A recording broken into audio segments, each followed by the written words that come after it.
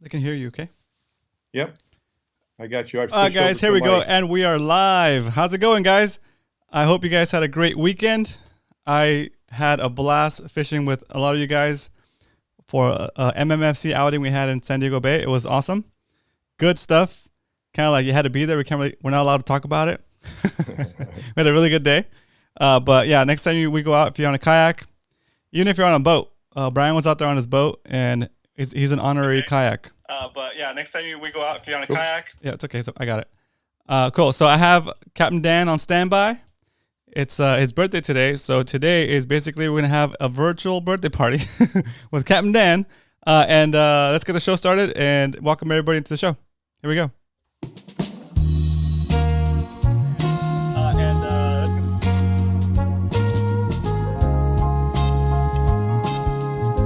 All right, let's see who's in here. Coach Worf in the house. What up? Any day. Mark says, wake up. How's it going, Mark? Nice. Okay, good. I see good stuff happening. Joaquin, welcome back to the show. Yeah, I'm in Arizona. Ooh, that's cool. Kevin says, happy birthday, Dan. What's up, everybody? Hello, yeah, it's a special chat for Dan. There you go. Tyler says, what up, guys? TB Metal Art in the house. What's up? Welcome. I've been seeing those updates. That's amazing. Am I allowed to talk about it or not? Let me know, because I want to talk about it. Coach Worf says, I finished Saturday from shore, snuck in a session, used a Cuban yo-yo so I could stay under the radar. Nice. That's a good one. Okay, let's see. Salty Dangler, HTX. Let's see. Kevin says, cue fish porn music. Okay, Brian's in here. What's up, Brian? Welcome back. Frank. Izzy in the house. What's up, Izzy? Aaron is back. What's up, Aaron? Welcome back. Let's see. TB Metal says, sure. All right, guys. Before we get started, I'm going to show you guys what TB Metal has been working on. Let's see. Bring it up while we finish shouting people out. SD Anglers, what's up? Welcome. Welcome to the stream. Ryan is back. What's up, Ryan? HTX says, how did y'all's trip go? Was Roman hungover? I was not hungover, but it was an awesome trip. It was an awesome trip. It was a slow start for me. I almost skunked halfway through, and then I figured it out. But yeah, it was a good outing. Tony almost died. Just kidding, he didn't almost die. He forgot to his kayak almost sunk. But that's the story for another day. But Brian was there to rescue us and take him to shore. So good job. Thanks, Brian. Let's see. Yeah, it was definitely an adventure. Lots of fish were caught. A lot of fish. But that's all I'm going to say because I've been sworn to secrecy. Okay? Okay, so now we're going to go into... I was going to show you guys something really quick because I think it's a super cool thing. Let's see. Here we go. TB. Okay, so Todd over at TB Metal Art reached out to me and said, would you be interested in having something made for your background? And I messed with the background a little bit today, guys, but yeah, I was like, yeah, can you make me something that's facing this way, facing left, right? So that when I put it on the wall here next to the shirt or where the shirt is, it'll face in towards the screen, towards me. Because most of the stuff that has fish is facing this way. Like my shark is facing this way, my body's facing this way. Everything seems to be facing this way. So he started to work on a yellowtail for me, and he's been sending me pictures like updates. So let me see, make sure I don't have his phone number on here. Okay, so this is the beginning of it. He's making a yellowtail. All right, and then let's see. He sent me another update later. See if it pops over. Okay, it's upside down, but you guys can see it. So he's starting to work on the shape. He cut it out. He's starting to work on the texture. You can see all the little details in the fins. It looks like a super involved process. And then there you go. This is a better picture. Right? Looks super good. And then now he's on the, looks like he's rounding it out now, giving it some more like 3D feel. And like the the detail on the fins is just amazing. You can see all the little spines in the fin. So I'm super stoked. That's even before he colored it. So it's even before he painted it. So, yeah, it's coming along. It looks amazing already. Like I'd be happy with it just like that. But he's gonna paint it up and make it look even more amazing than that. And that's gonna live right here where the shirt is. So that's gonna live right there where the shirt is. I don't know if I'll move the shirt to this side. But yeah, so super cool. I wanted to make sure I gave Todd a shout out. It's TB Metal Art on Instagram. So check him out. TB Metal Art, Todd Burton at Instagram. So it's TB underscore metal art. Sorry, TB underscore metal underscore art. All right. I can't even say underscore and I'm not even drinking yet. Okay, cool. So let's welcome our guest of honor today. Our guest of honor is Captain Dan Walsh. Let me bring him up here on the screen and raise the volume for him to speak. Hey, Captain Dan, can you hear us? Yeah, I hear you. You hear me okay? Yep, sounds good.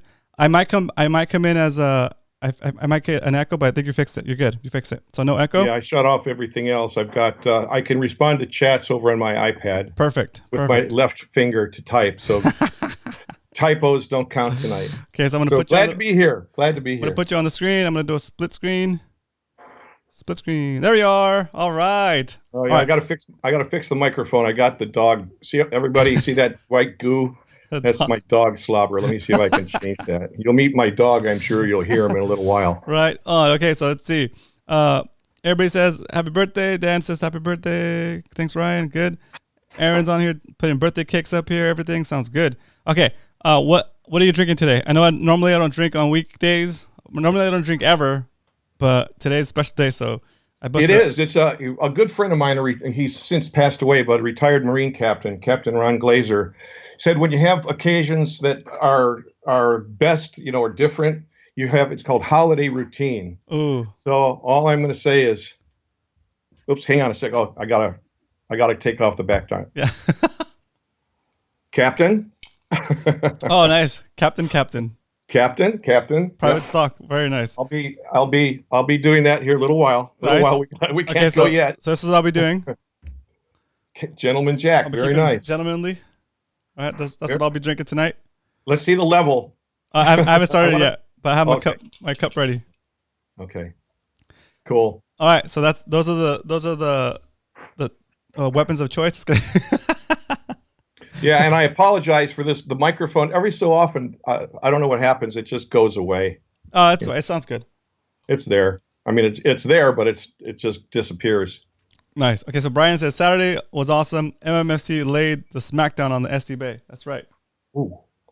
Since you and I did our fact check, Ryan, or Roman, we did a delivery has showed up. Oh, awesome. So we're going to have at some point, we'll have to have a wardrobe change in a like a while. Yeah. Okay, sounds good. That's so good. All right, guys. So the way we're gonna do it tonight is we're gonna basically kind of have like a impromptu interview with Captain Dan, get to know him a little bit better, and he's got some really cool pictures that he queued up, and it just kind of like works with the history of fishing here in San Diego and just like the boating and like that whole lifestyle. So it'll be a cool way to like experience something that we didn't get to, right? So let's check it out. So how do you want to do it, Captain Dan? Do you wanna just like bust out some photos and talk about them, or? Yeah, I think so. And let me do this one first. Yeah. Only because it sort of was an omen, I guess. I found this picture today and I just busted up laughing. It was taken in, I got to put my glasses on. It's one of these. This is a real, actual old photograph. October of 1958. Wow.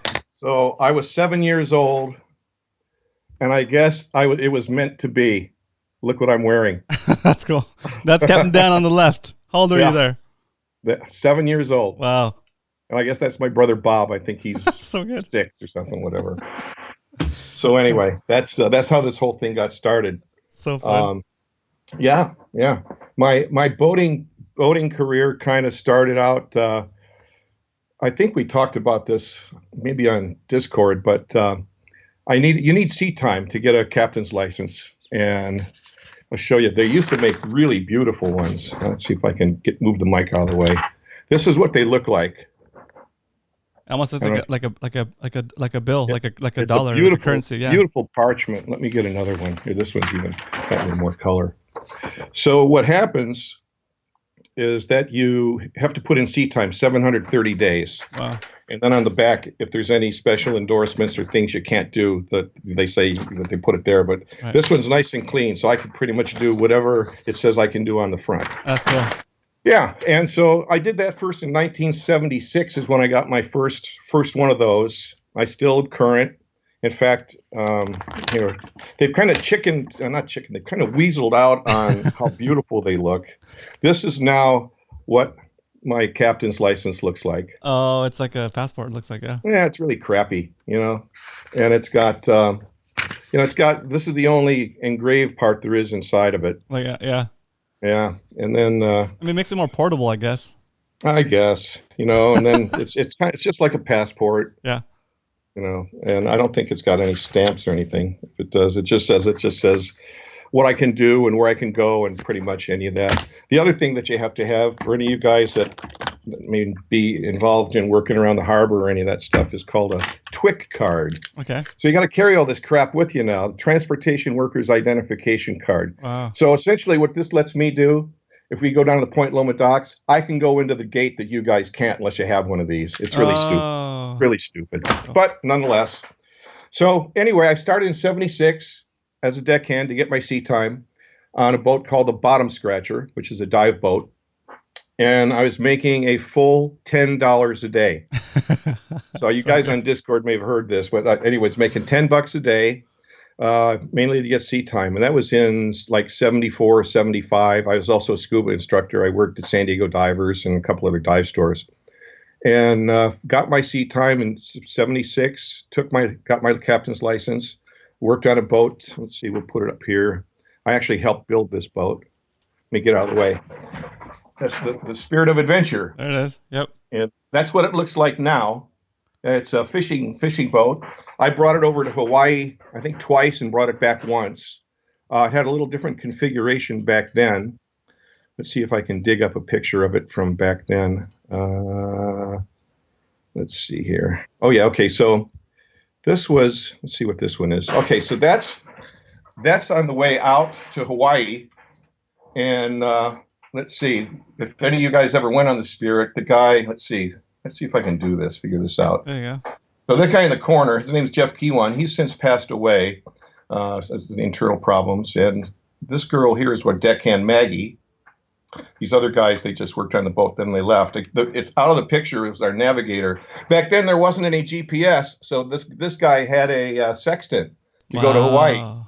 And I used a radio direction finder, which is a radio, and you can look it up on West Marine. You'll see what they are. That's the kind of radio that works off of that, like the bowling pin that in its Mission Bay, right? Yeah, it does. Well, that's kind of more for airplanes. But what it is you put a AM radio station on, and there's a thing that you twist. And as you twist it, when the station nulls out or goes away, you go, okay, so you take a bearing on that. Wow. And then, so what I did is I would say, okay, we took off did we leave from San Diego one time, LA for one time. So out we go. So I would check a station in San Francisco. So I get a bearing that way. Then I check one in KGU in Honolulu and get a bearing that way. And then I check XERB with Wolfman Jack used to be on out of Rosarita Beach that way. And where all the lines line up is where you are. Oh, and I was always within 5 miles of the guy with the sextant. And he was Peter Fonda, the actor. He was Peter Fonda's personal navigator on a boat called the Tatoosh. Wow, and that's crazy. It seems like back then I'm finding too many pictures of me with a lot of hair. Anyway, that's me right there. Hulking young 25-year-old buck, a full 175 pounds, looks like about 10 of its hair. So good. Yeah. That's awesome. That's awesome. And in fact, while we're on the hair thing, let's see, I might as well get it over with. Oh yeah. Oh yeah. This is, people said I look like Peter Frampton. If you ever go to Frampton Comes Alive, go look at Google it. Frampton Comes Alive album. And I've got more times people say that, but that is my Mexican commercial fishing license. That's cool. That I had to have. Yeah, from 1970s or 80s when I was running the bottom scratcher. Anyway, because I was a boat crew, you have to have a commercial license, which actually now is a really good thing to have. Yeah. And anyway, more hair. That's Uh, awesome. That's yeah, awesome. and one more. As long as we're, like I said, as long as we're in the hair mode. Now let's go to Kona. We'll just get it all over with. Okay, there I am, 25 years old, 32 waist, nice and tan. That's the two guys that were in the picture way back when, me with his captain's hat. That's the two of us again. Oh, I'm cool. 25 and he's 24, and his name's Bob. And I'm saying, Bob, I'm telling him how to drive the boat, the three engines, and the steering was out there. That's And so cool. he's got his hand like a volume control, and he's steering the boat. And we're doing like 12 knots. And I said, don't hit that boat that you see over to your right. So, Very nice. yeah. Very nice. Now, when we weren't on the boat, we had other stuff too. I lived on the boat. I was there full time. We had things to do. And this was one of them. We had model rockets. And we got really good at playing with model rockets on the Spirit of Adventure, that we could launch them from the boat and we would go out to the Zodiac and get them before they hit the water. So anyway, that's what that was all about. So we just fun stuff in Kona, and let's see if I have any other, not hair shots, but just shots of the boat itself. That's cool. The rockets. That's when the boat was configured as a dive boat. That's what the back deck looked like. Let's see. It's hard to see. I think the picture got cropped, but the girl good. in the lower corner, she now, that's Maggie. She owns what is it? The wetsuit company, Body Glove Hawaii, Cool. a boat thing. The guy in the back, actually, sadly, the two guys in the back, Jeff was my best deckhand ever. He actually worked on the Spirit when they brought it back and he used it as a fishing boat. He's passed away. And Mike Mason I hired as my dive master, and he passed away. And then that right there is Maggie, and she was my girlfriend. And she's moved on to other things, as have I. Cool. Yeah. So. Awesome. Yeah. I've been doing. I came back from. Let's see. I came back from Hawaii, and worked on a boat. Ran a boat called the Bottom Scratcher. For those of you, any of you guys that dive, and I'm sorry, I'm not looking on the chat. So if anybody's asking about that stuff, Roman, you'll have to kind of cue me. Yeah. TB Metal Art said he took a 4-day trip on the Spirit of Adventure. He asked 5 years ago. He asked if it was the same boat. It is the same boat. It's here in San Diego now. Yep. Yep, I actually helped build it. And in fact, one time after I left the boat and came back here to run the Bottom Scratcher, they had a problem with the heads. There's 4 heads on board, and there's a solenoid. They were solenoid operated. You push a button, and anyway, the thing would flush. They wouldn't work. So they had nobody could figure out how to fix it. So I got flown to Hawaii to go to Kona to go and open up a panel. I flipped a switch on a solenoid. Actually, I changed out a solenoid, put it back together, and enjoyed the rest of the week and got paid for it. So it's kind of cool. Awesome. No one else could figure out how to do it. So they figured, we'll get the guy that helped build the boat. Maybe he can help us. So good. Yeah, that worked out well. That's so good. Yeah. Oh, Wayne's here. Thanks, Wayne. Finally, I was kidding. All right, let's take a quick, I'm doing a quick little break. So I'm going to pour my drink. Have you poured your drink yet? Who, Wayne? You. Oh, me? Yeah. I need right here. Oh, perfect. I need to pour my drink. I've been kind of holding off. There we go, guys. Oh, gentleman's jack. I'll do that. I'll do let's see here. I got a captain. There. Seeing as how I'll start out with lightweight. Good. Yeah, smells let's good. See. Ooh, it's good. Cheers. Nice vanilla. Happy birthday. There you go. Cheers. And back at you. Thanking you for doing this. It's kind of fun. Hey, Wayne. There we go. That's for you, Wayne. We're going to have a wardrobe change in a little while because something happened very good between the time we did what's called a fax check when Roman and I were on for about a half hour trying to make sure we got this thing working right. And now. That's funny. I was wearing a boat shirt, and then this other thing happened. So when it's time, we'll have a wardrobe change. Nice. It'll be good. So Joaquin's got a question. He asked if you ever worked at NASCO. I did not work at Nasco. I wasn't that good of a boat builder. Oh.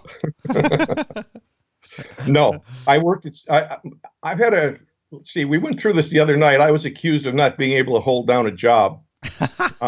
For you guys on Discord, we have a lot of fun on Discord, and I try to keep my potty mouth to a minimum, but sometimes I slip up. I've had 6 jobs. Let's see. I've had a number. I've worked in a portrait studio. Was my first job. Cool. I was a lab tech. I worked at Disneyland as a valet parking cars because everyone that grew up in Orange County worked at Disneyland. Let's see. I worked in our family restaurant. We owned this is what Irish people do. You own an Italian restaurant. I've probably made, oh my God, I've probably made in my life over 250,000 pizzas myself. That's awesome. And this is just for laughs. I do that now and then. I usually on January 1st, we have a pizza party. I do that. Well, so let's see. Worked in a restaurant. Then I worked as a deckhand. Worked as a boat captain. Worked as a scuba instructor. Here, more show and tell. Check this out. Yeah, let's do this. Any of you guys that are dive students, any of you that took your dive from a NAUI instructor, can you see it, Roman? I can't see the screen. Yeah, I can see it. Pull it back a little bit. Okay, let me move the microphone. Hang on. No, you're good. Is that all right? Yeah, right there, a little bit up. I see it. Okay. My number is 3132. The numbers now are about 40,000. That's cool. That's super cool. When they sent me a 45-year service pin, I realized, crap, I'm old. Let's see. Then what I do? Scuba instructor. I worked in the dive industry. We sold. I was marketing manager. I then got into television through spearfishing. I got into full-time television. The guy that invented the sport of Supercross was a big-time spear fisherman. So I was a TV cameraman, a TV producer. And I want you to notice that if you were keeping score and all that, notice there's 7 careers I've had. Not one of them right now could I get a job because of all the closures and the virus stuff. Not one of them. I'd be totally employed in 7 careers. But then again, I'm old and I'm collecting Social Security, so it's all good. Nice. Yeah. Go ahead. One-handed angler Darren wants to ask a question. He said, "What fishing boats have you worked on?" Let's see. Not too many. The Kona Princess, the Truth. They did some fishing. The Atlantis, the Mr. C, and that's it. That's cool. That's mostly been diving. I've done mostly dive boats. The Bottom Scratcher, Sand Dollar, Kwajalein, Caribbean Explorer, Thorfinn. It's a lot of boats still. That's not Truth. That's a lot of boats. God, there was one, the one in Micronesia, the Thorfinn. Yeah, I think so. I've been on boats my whole life. That's awesome. That's awesome. Cool. Okay. So here, sorry we're late. I'm gonna catch up on the chats real quick. Hey guys, and if you guys have any questions that just pop into your mind while we're talking, go ahead and put them in the chat. I'll bring them up where appropriate. Kind of make this like a dynamic interview. I have no secrets. Just go for it. Cool. All right. Let's see. Do you want to continue with the photos? Sure, we can show. What do you think we should do next here? Here we go. How about some fishing photos? What do you think? Fishing photos would be great. Let's do this one question first. So TB Metal Art says, "What is your favorite fish to catch or shoot?" Well, so happens. Yeah. Here. There you are. Look at that. Actually, yeah. Offshore action explodes off San Diego. Very cool. That's awesome. I'm going to tell you, I'll come back to this in just a minute, but okay, TB Metal artist, metal art. Hang on, let me see if I can show a couple pictures of fish that I like to catch. There's one. Ooh, there you go. Is it Oahu? Yeah. Let's see. Oh, is this thing going to freeze up on me now? Nope. There's another. Yeah. So where are these? Rancho Leonero. Cool.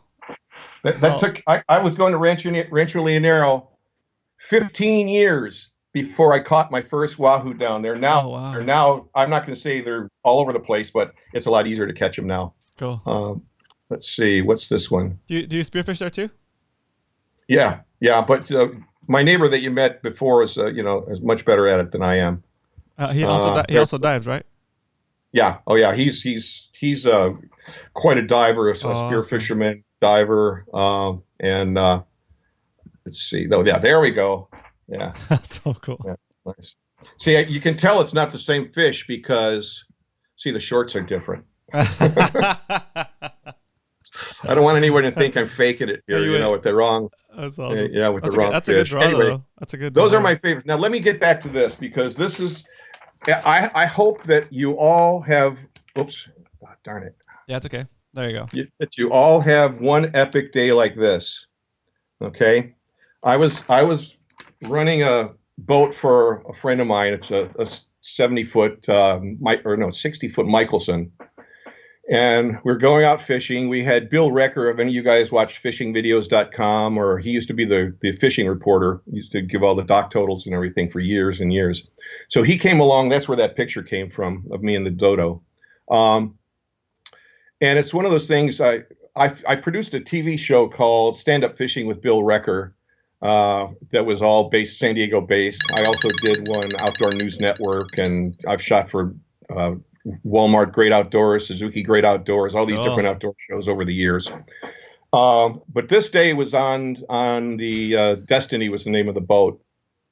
And the sponsors of my TV show was Accurate and Seeker and Pete Gray's Let's Talk Hookup. And so what you do is you do trade outs. I also got some big ice chests and tons of other stuff. But for the most part, I have, I think, 7. I lost count. I think I got 7 Accurate reels, not Avets, Roman, Accurates. And so I have the little one. It's a 270. You look up at 270, everybody. You'll see it's a tiny, tiny little reel.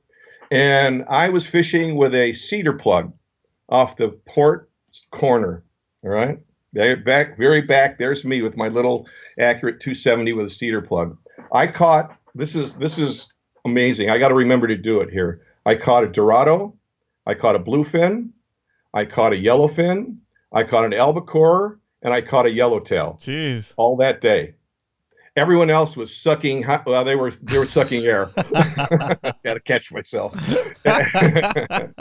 So it was an epic day. I could do no wrong. I've had thousands of other days where I did everything wrong, but that was just one of the best days of my fishing life. And you know what? I deserved it. That's so awesome. That's super cool. Yeah. So to answer your question, my favorite is actually Wahoo Ono. Yeah. And when I was running the boat in Hawaii, I know this is going to sound bad to some of you guys. That was our junk fish. Oh, yeah. We'd put out boat lines and we'd catch them all the time. We couldn't catch a Dorado to save our butts, but we were catching the Ono, which is what they're called over there. We made tuna fish salad out of it. We made chowder. We made steaks. When I bought the boat, do you have recipes for all that? Oh, I got the bottom scratcher Cioppino. Oh yeah, very famous Cioppino that we used to make on the boat with all the old time bottom scratchers, guys. Something else, guys. Google Bottom Scratchers Dive Club if you really want to learn some San Diego history. Pretty much the sport of skin diving and spear fishing was invented here. Super cool. So, which in fact I have to do a wardrobe change. Yeah, we got it. Whoops. I'm gonna jump in split screen with you real quick. I'm gonna do this for. There you go. Yeah, for Jay. One of the icons of the sport name was Jay Rife. He just passed away last week, and I happen to have one Rife spear gun. And so anyway, this is for old Jay. But check out bottom scratchers. Jay was not a bottom scratcher. I was not a bottom scratcher. I was kind of too young and probably couldn't qualify. With these guys, on one breath of air, you had to get a limit of abalone, a legal lobster, and I think a horn shark on one breath of air. Or something crazy like that. I'm not even close to that. So anyway, that's super good. So. Let's just some questions real quick. Get caught up on the questions, okay? Okay. So Brian, he loves Disneyland. He's a Disneyland fanatic, and he says, "Sorry guys, not fishing question, but any cool Disneyland stories? Love Disneyland history." Well. At night we got to take the submarines around. Oh, that's cool. My brother worked on the Matterhorn, and and you're supposed to turn in all the stuff you find. And he had, this is not a Mickey Mouse watch. This is a free diving computer, but Yeah. he found a Mickey Mouse watch that he still has. Oh. No, and I'll tell you, actually, my job, I worked at all the perimeters. I worked at the Disneyland Hotel, the Chart House, Jolly Roger restaurant on Harbor in Catella. The only story I can tell you, actually, there's two. Gene Autry owned KTLA in Los Angeles, and his wife came in with the chauffeur in their Cadillac Fleetwood. That's so and, cool. And I opened the door, and it's like the ice came out. It was like in deep freeze. And I'm got to park this car at the restaurant, and it froze my ass off just in the short time I was in it. Very nice lady, very nice tip. Another time, I just got my driver's license. Now, I remember I'm 69 years old. I graduated from high school in 69. I had the best job of my life in 1969, the summer of 69. I parked cars. I surfed all day. I spearfished, Laguna Beach, surfed. And then I worked 6 to 10 Wednesday through Sunday nights at Disneyland. So it was just the perfect job. One night, highway patrol guy comes in. He's got a big Dodge 440. And so I'm going to park it for him. So I took it up behind the restaurant, and I just pinned it and took off. And the thing just unloaded. Smoked the wheels, tires smoked. And you just hear this roar of this giant, highway patrol chase vehicle. And so the guy, when he came out, all he said to me was, "Well, what did you think?" So I was a little embarrassed, but I was only 18 years. Well, just graduated high school. So that's hilarious. You probably heard the roar. Sorry, those are my only Disneyland stories. That's a good story, dude. That's so good. I never dove in the submarine tank. I never did all that, but yep. I think that there was probably a nighttime submarine ride once or twice. Super fun. Now, yeah, what I did avoid was, God, should I say it or not? It's a small world. Oh. No, I just ruined everybody. I just ruined you for the song. Yeah, I think we avoided that place. That's hilarious. Paige made it. What's up, Paige? Welcome. He's at work, but he's watching. Cool, dude. Hang in there. Okay. Joaquin says Star of India. No, I don't think Captain's ever been on Star of India. Nope. Let's see. Okay. Good. Aaron's saying like so wild. Love it. That's cool. Okay. I got busted smoking on the Sky Buckets in 1973, says Mark. That's funny. Let's see. Modern Renaissance Man. What's up, Modern Renaissance Man? Welcome to the show. Kayak Fisherman here. Found you, Roman, to possibly learn some spearfishing and interview through your podcast. Oh, cool, dude. Welcome.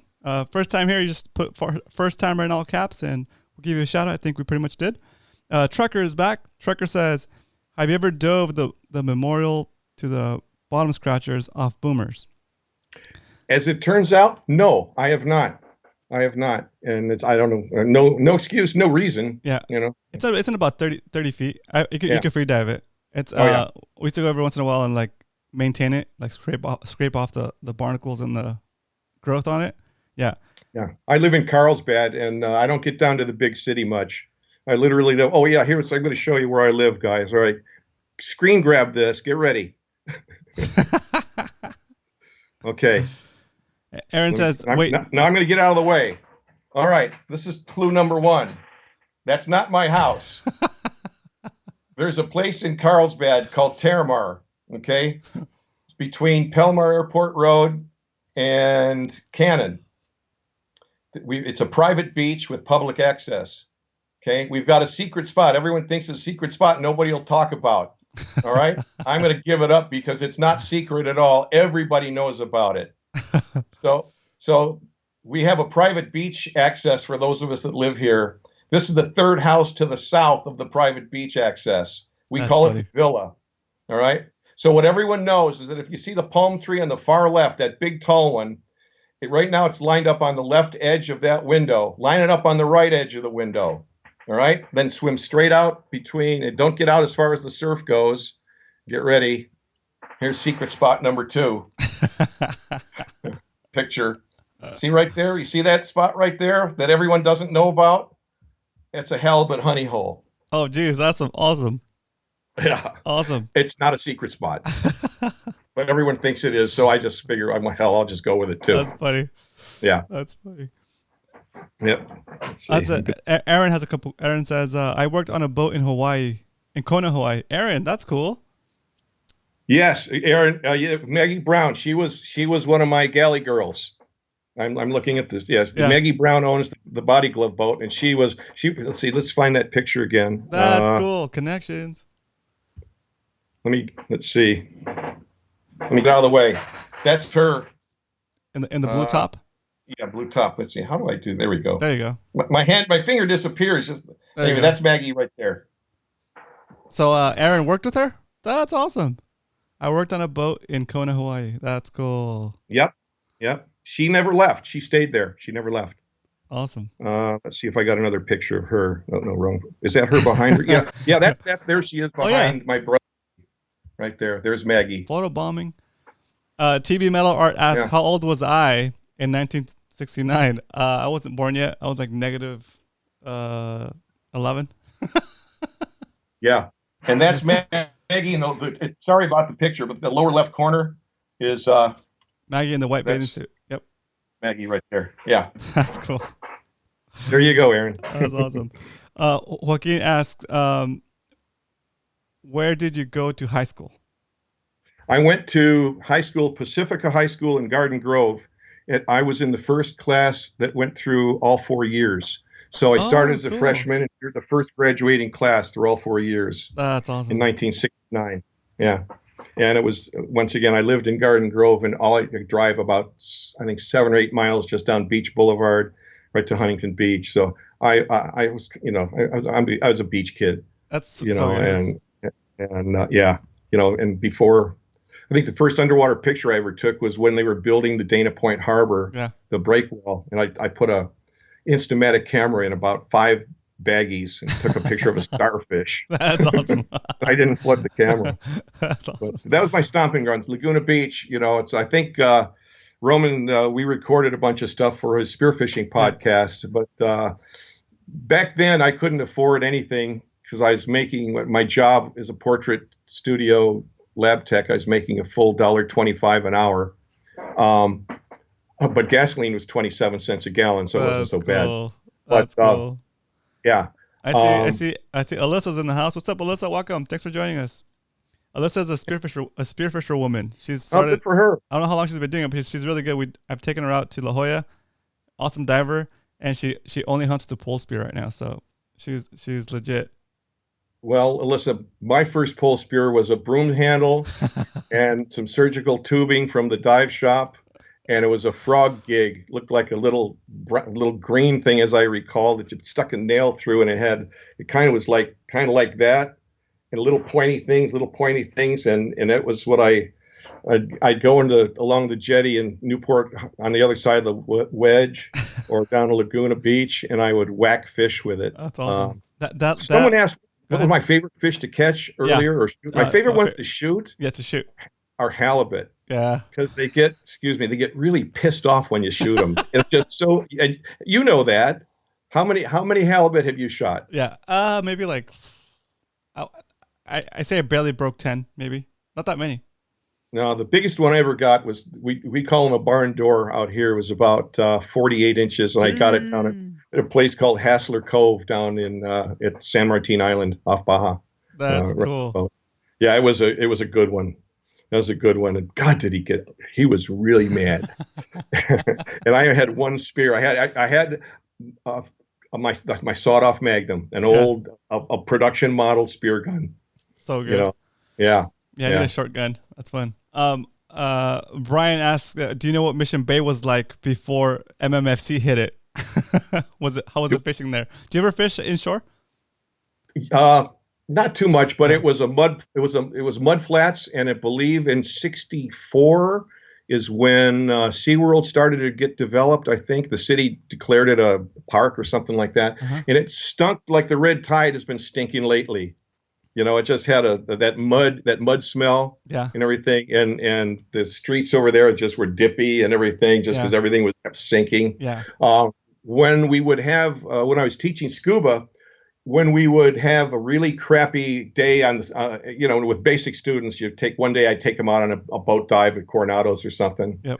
And then another day we'd go to the beach, to La Jolla Shores actually, and dive them at the shores.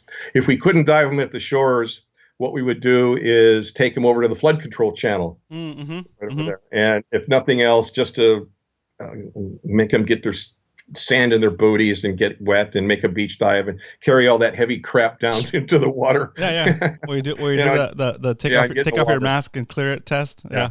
But there wasn't much at Mission Bay back then. I mean, it's really a gem of San Diego. Yeah. It's provides so much recreation for so many people, you know?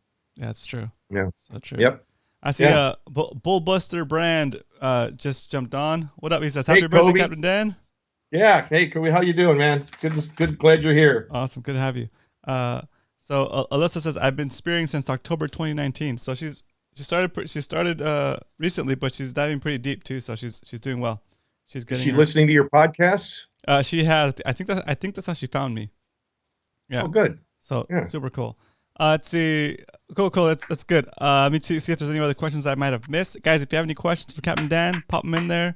We're we can go to a new topic, but let's get some more questions first. Then we'll go to we got our new topic. Exactly. Okay. Let's see. I think we're pretty much.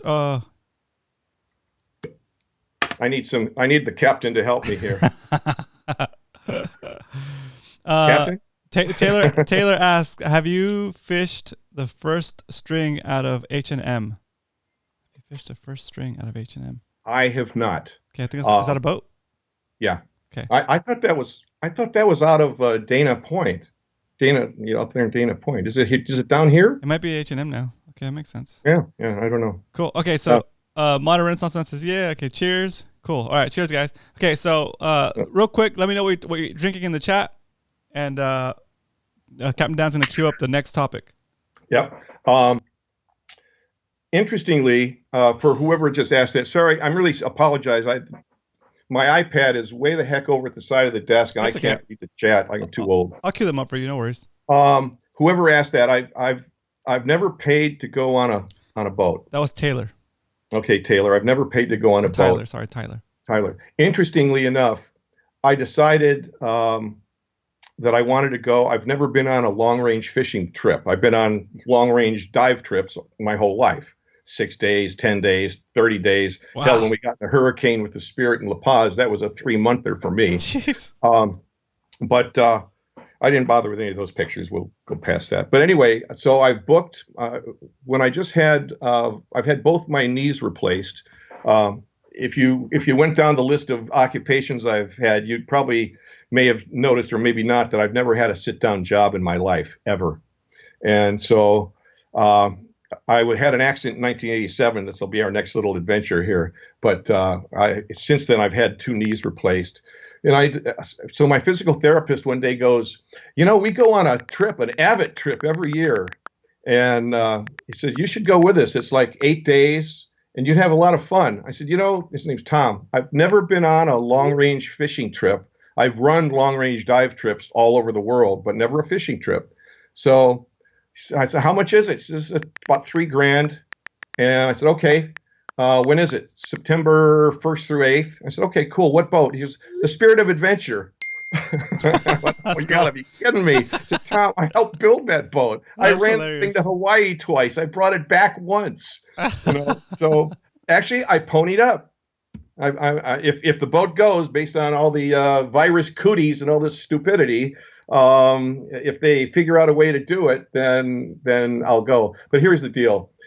It's an AVIT trip. I'll be the bastard stepchild, with accurate gear. And if they have to reduce the boat load, they have to take down the load from whatever they carry to half that. I've already told the owners, look, I've got $1,000 deposit. Keep it. I'll go another time, and because it's not fair for me, the newbie, to take someone that's gone on these trips for years. It's not fair for me to take their spot. And so no big deal. So we'll see whether I go or not. So the other thing I've never done is I've never paid for fish until recently. And I think I was talking about it on Discord the other night. Yeah, it's a good topic. It's a good topic. Yeah, operation in town, Hayworth's Fishing. They're coming in. Actually, they're coming in this weekend. So you can have fish delivered to your house if you're desperate, like we are up here at Terramar.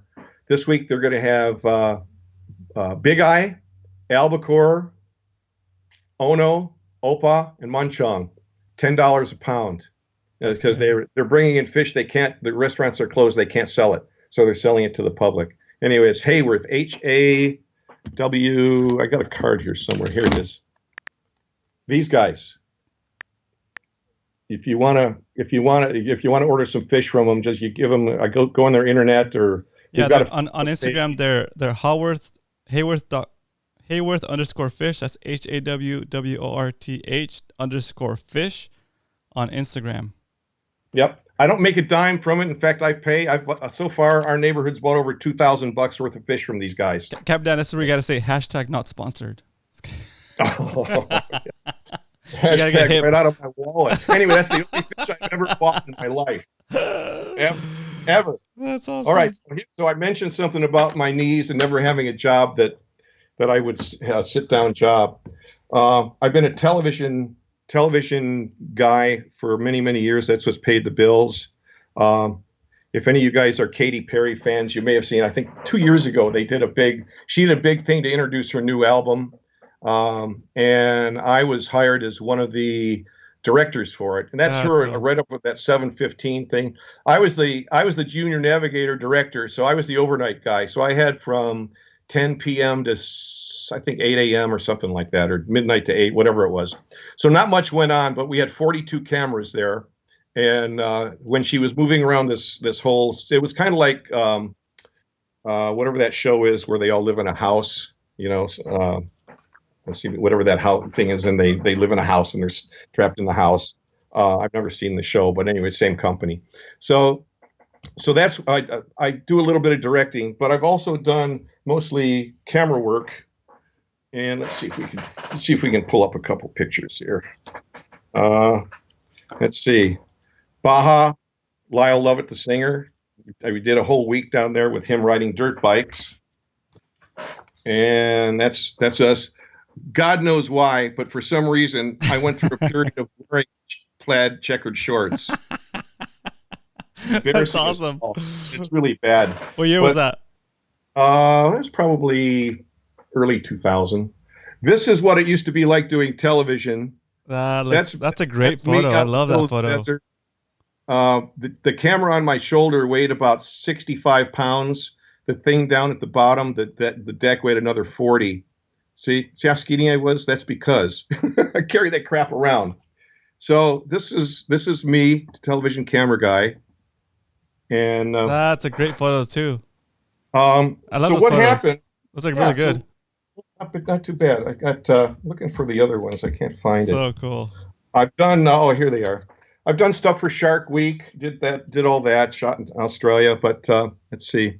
Oh yeah. Here's now it's all GoPro. Yeah. So this is me hanging out of a helicopter, and that lens in front there has a gyro in it, and it weighed about 30 pounds. So it's everything I could to hang on to it. Yeah. And so then we're shooting stuff, and the pilot goes, "Did you get your shot? You got everything you need?" And I went, "You betcha." That's awesome. Yeah. So guys, so for those of you who don't know, a gyro, it's like basically it's like stabilization, but it's like analog. It's done with like actual gyros, and that's a telephoto lens, so it's a long lens. Normally, it'd be too shaky to shoot any usable footage, but with the gyro, it basically it balances out the motion, so you get a steady shot. It's a super cool thing, but it's super heavy. Like nowadays, to get that shot, you would just fly a drone and get the shot. You don't need a pilot or a cameraman. You just basically need a drone with the. I have a drone sitting over there, and I haven't even looked at the book for it yet. Isn't that amazing? Yeah. That it's just crazy. It's crazy. Like now it's like the whole setup probably weighs about 4 or 5 pounds, if that, 3 pounds. And just one of those batteries alone on the camera that you just saw, and I'll show you another picture in a minute. The battery alone weighed about 6 pounds. Oh, jeez. I threw one at a mountain lion one time that was going to try to get me. Tell us a story about that mountain lion. How did it come about? Oh my God! I was shooting a show called God. The stuff. Even I don't believe the crap that's happened to me. I'm out in along the 138 and 15, you know, that area where the rocks are and all that. Where there was called it was over Thanksgiving is a Suzuki dual sport ride where the guys with street legal dirt bikes, they go on a thing. So I'm waiting. I find a spot to shoot them for a show called Moto World on ESPN. And all of a sudden, out of the bushes comes this big giant mountain lion and about 25 feet from me. And he starts staring at me. Jeez. I'm going, oh, crap. So what am I going to do? So the first thing I did is I had a little can of, I'll remember it forever, is Ocean Spray cranberry juice. So I threw it at him. And that went nowhere. So I've got a fanny pack and I've got Betacam tapes and I've got a battery. So next thing is I flung a tape at it and he just stood there. I go, shit, this is not going well. Oh, excuse me. And so then I got the big old brick battery and I heaved it as hard as I could and right in front of him, and it scared him. And about that time, thank God, a guy on a motorcycle came along and the sound scared him and he ran away. Oh, that's so crazy. What's the first thing I bought right after that when I got back home for the next time I'm out in the middle of nowhere? Bear spray? A Beretta 92 FS. Just to scare the crap out of them. I don't want to shoot them, but anyway. Yeah. So that was one of the things. But one day I had not such a good day. I got hired by a friend of mine, Scott Harden, to shoot. Hold on, you video. And he couldn't afford a helicopter. Yeah, he couldn't afford a helicopter, so we rented a fixed-wing aircraft, a Cessna 170. So we'd shot for a couple hours. This guy, the pilot, was flown for 34 years, never even put a chip in the paint job on his plane. He literally was on the other side of an arroyo out by Ocotillo Wells. He literally took the plane up. It had STOL, short takeoff and landing equipped. So he took off and landed right on the other side, right by us. I get in, we take the door off. I've got all the same heavy equipment you saw in one of those pictures. And we do everything. We're doing our whole thing. And the stall warning buzzer's going off. And he says, don't worry about it. It's, not a big deal. And we're flying underneath the big high tension wires because he says it's safer to do that, which was true. Then we flew in a circle. We're just about done. Honest to God, just about done. He flew through our own wake. Now, I've learned a lot about airplanes since then. When you fly through your own wake and you're not that high off the deck, that's a problem. Mm-hmm. So what you do is, so we started going down left wingtip first. So what you're supposed to do is you put the aircraft into a nosedive and you go down like this, and then you go back up and you go away you go for another day. Unfortunately, as the NTSB said in their report, February 2nd, 1987, if you want to look it up, we collided with the ground. Oh, jeez. Oh, my God. That's crazy. We collided with the ground. Now, the crappy part about this is that I'm shooting video, and I'm looking through a viewfinder. Okay, so this is me, and I'm shooting like this. And then as the plane's going down, and I'm like this, and now I'm like this, and then I'm like this. And I finally said, what's going on? And the pilot goes, we're going in. Oh. And I open my eye and I look, and we're like 15 feet from impact. And I won't say it, but I said, O-S. Oh my. Boom, hit the ground. By the way, he jumped out of the plane just before it hit the ground, the rat bastard. You're supposed to go down with the ship. Oh, jeez. And so anyway, I wrote it out as and that's how we wound up. That's how I wound up. Oh my. Thank God there was no fire.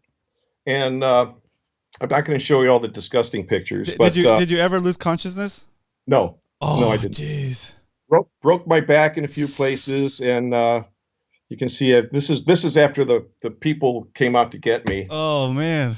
And that's the pilot. He got a cut on his forehead, so he's bleeding, all bleeding. He looked terrible. He compressed vertebrae in his back, and okay, now we're gonna after this picture. So I'm there spitting dirt out of my mouth and getting stuff out of my nose and ears. All right, if you want to look away. How long did it take? How long did it take for the people to show up to help? The Ocotillo Fire Department showed up, and they wanted to put me in the back of a Nissan pickup and drive me about 8 miles out to the highway, which would have probably paralyzed me. Yeah. I broke my back in 2 places. And I said, they said, well, we turned the helicopter around. I was conscious enough to say, get that, you know what, helicopter out here now. Yep. So they came out from UCSD Medical Center and came out and got me and flew me in there, which was a scary ride because I was totally, let's see, totally couldn't move. You know, had no way. I always had a way to get out of an accident or a problem if I had to. And I was totally, well, there's not a picture there, but I was on a backboard. I couldn't move. So if you're a little squeamish, I'm only showing you this one. There's a lot worse ones, but okay, look away. Look away now. Look away. This is called a dislocated ankle. Oh, jeez, that looks like fake. All right, we'll pull it out. It's like a doughboy. Yeah. So that toe could touch this ear. Oh, jeez. I was a pretzel. I was pretty messed up. So anyway, that's that. Now the interesting thing about it is that let's see, that was February '87. In July of '87, the show I worked for on ESPN called Moto World, they had a Laguna Seca in Northern California road racing. That's awesome. So I said, okay, so so now I'm going to go back to work. I hadn't worked since the plane crash. I've broken back, broken legs, ankles, God knows everything else, gashes in my head. So what do you think the first job I did when I came back to work? Was wearing a Jewick back brace. It looks like a shark jaw to keep your posture correct. Oh yeah, I've seen that. Yep. I was on a cane, all right? And here's the very first job I did, and people said, what are you, effing crazy? Do you have a death wish? And that's the very first job I did. First one after the plane crash. Right back into a Bell Jet Ranger, my favorite aircraft of all time. I've flown hundreds of hours in these things. I love them. They're the safest thing flying. And that's what I did. That is a great photo, by the way, too. That's fantastic. Yep. Yeah. Dude. So there you go. So cool. That's my TV career, and I'm still doing that. I still do that type of stuff. Man. All right. Super nice. This is I know we did the podcast interview, but it's a whole different level with the photos. It just adds a lot to it. It's very nice. Yeah. Yep. Let me jump on here with you. Okay. I'm looking for more There we pictures. are. All right, I'm topping myself back up. Okay, I'm still working on mine. I see you over there doing shots. That's a lot. Okay. Let's see if I got some other. I think I'm good with this. Yeah, here's another. Yeah, here's once again. Wait, let me put it full screen. Let me put it full screen. Here we go. If you guys ever know me, there we go. See wearing plaid shorts, just shoot me and put me out of my mind. What the hell?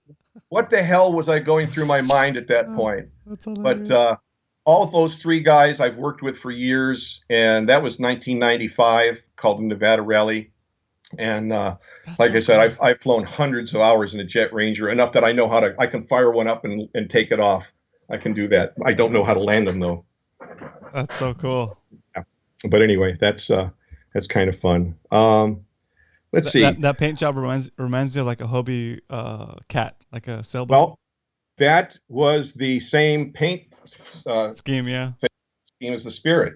Yeah. Well, we call it the Tequila Sunrise. Now, I want to address the original, the OG MMFC guys, the 420, 320 guys. The rest of you just bear with us for a minute, because this won't mean crap to you. But I want to show you a picture. Oh, yeah. Now, you guys that were there that night know what that's all about. That's hilarious. That's my Newfoundland Duke in the background. But so let's catch everybody up real quick. Now you go ahead and tell the story, because you tell it. Yeah. So I'm going to do a wardrobe change while you're doing that. Yeah. Right. Wardrobe change. No, me, not you. Oh, okay. Got it. I'm trying to find it. Okay. I guess we're on a timeout. Wow. All right. I had to just go grab a bunch of pages. I hope I caught the page. Let's see where I drew that guy. Oh, there he is. Yes, I got it. I found it. Okay, cool. So the history behind what Captain Dan just shared was, let's see, main screen. Here we go. We're talking about different stuff, and this is what that day when we drew this Mac, and when MMFC was born, right? And then that same day, we drew a bunch of other stuff, like a little skull, and a little jig, a flaming jig, and then we also did at that while we're on live that day, there was a rat that was tormenting Captain Dan. So the way he described it, we just kind of drew this rat here for him. Move it over a little there. Move There it it over a is. little. There you go. Yeah. And then he finally he was trying to Got him. he was battling with that rat while we're on the call, and then like he finally got him. That's hilarious. Super funny. So, all right, Roman, check this out. All right, cool. Just I'm arrived back. between our. Oh, cool. Yeah, just arrived. Although, you know what? I should have got I figured they shrink a lot. This is a really big shirt. Is it a large? No, it's a 2X. I should have just got an XL. Well, have you washed it yet? No, that's why I got a big one. See? Okay, so it might shrink a little bit. Hang on, I can't hear you for a minute. Just want to say everybody to. Eh? Oh, there you go. Nice. So good. I ordered a black one too. Yes. I think a short sleeve black one. That literally arrived after we did the fax check on our text. Oh, that's call. so good. Yes. Yeah. It took them a little bit longer than usual. It took about an extra week. So, they've been busy. Anyway, yeah, that's and this hat is for any of you guys that are free divers. This is a friend of Roman's and mine, a guy named Ted Hardy. Excellent freediving instructor in Florida. Yeah.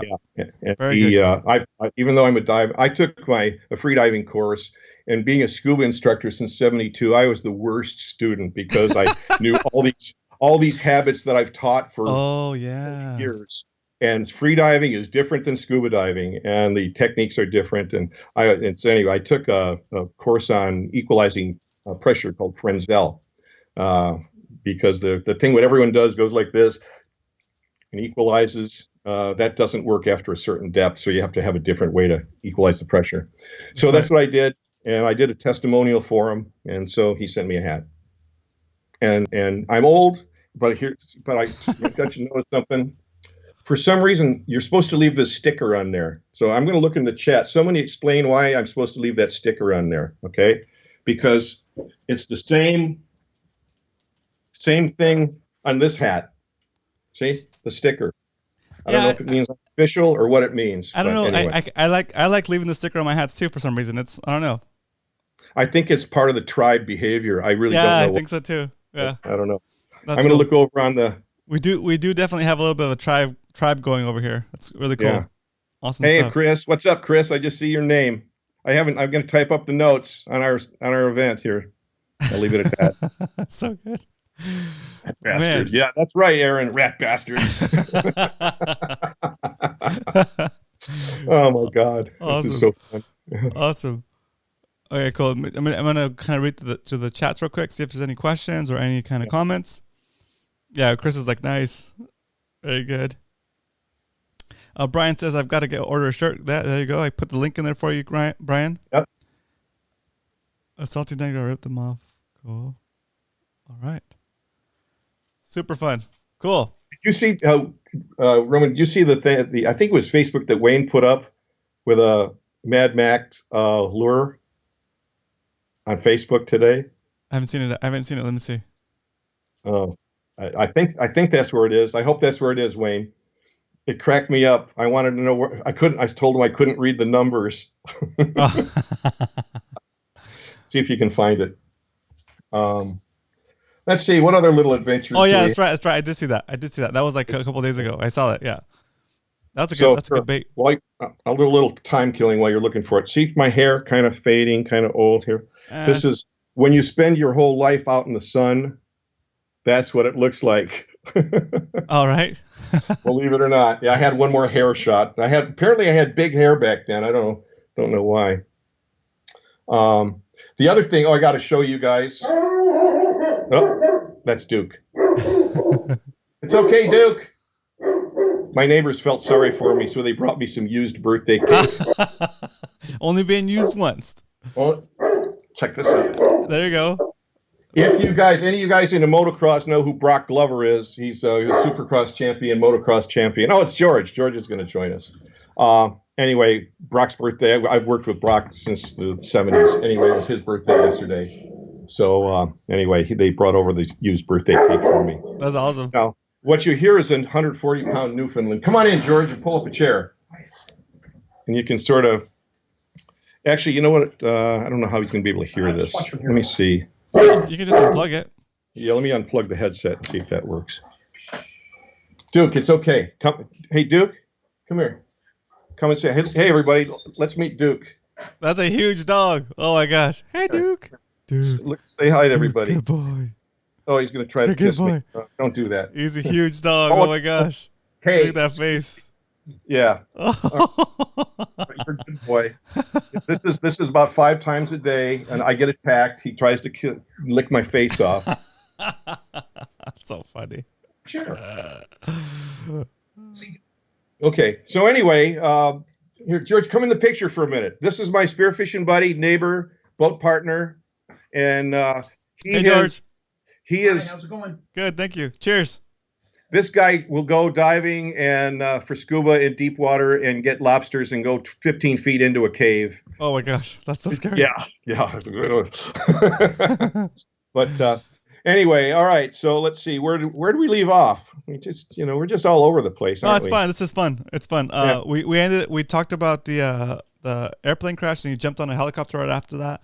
Yeah. And these I love the black and white shots of like they're just so good. Like the depth of field is nice. Yeah, those are really nice shots. Let's see. I'm gonna look through the chat to see if these guys have any questions for you. Okay. Modern Renaissance Man says, "Happy birthday, Captain Dan." Thank you, sir. Let's see. Stickers on a hat means you want to join a gang, says Brian. You're shitting me.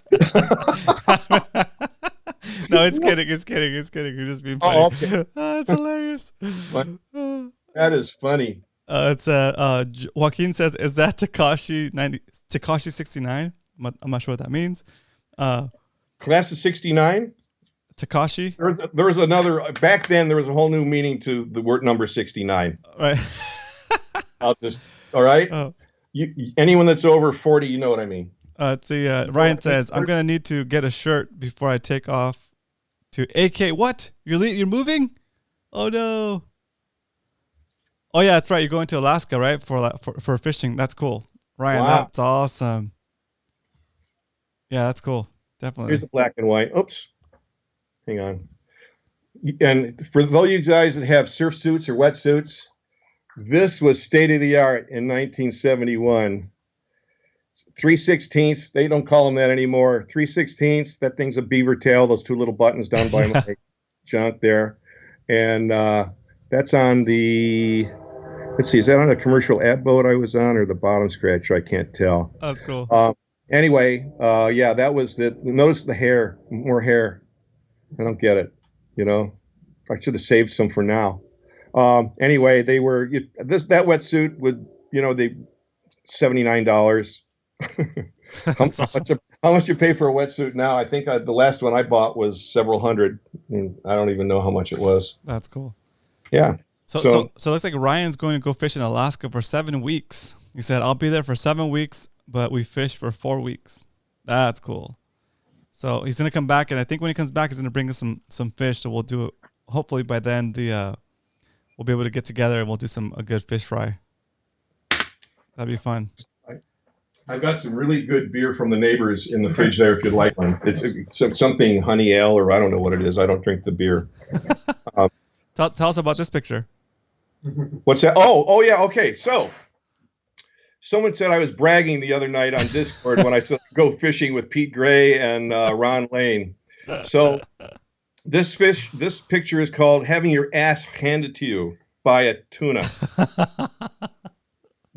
Almost 3 hours. You see the rod bent over. I'm hanging on for dear life.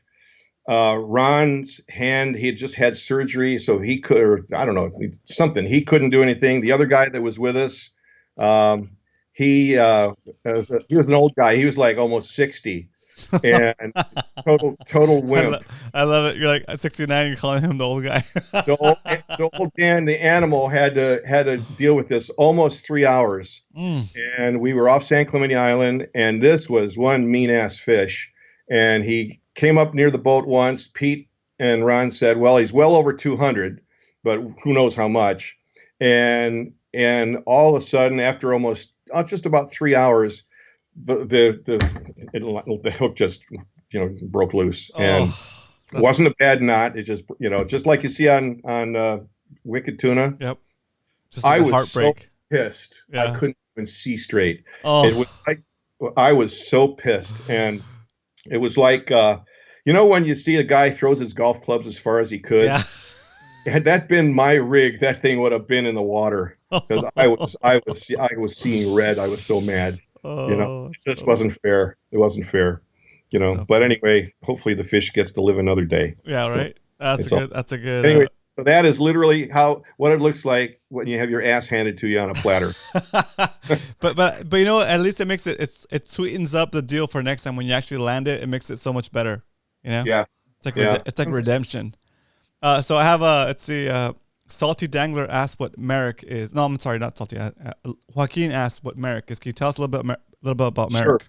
There's two freediving stores in North County. One is called J&J, James and Joseph, and they were down at Harbor Island for years, and Yep. they were kind of like the unofficial bottom scratchers kind of place, that people, that would go there, and they were honored, the Bottom Scratchers Dive Club.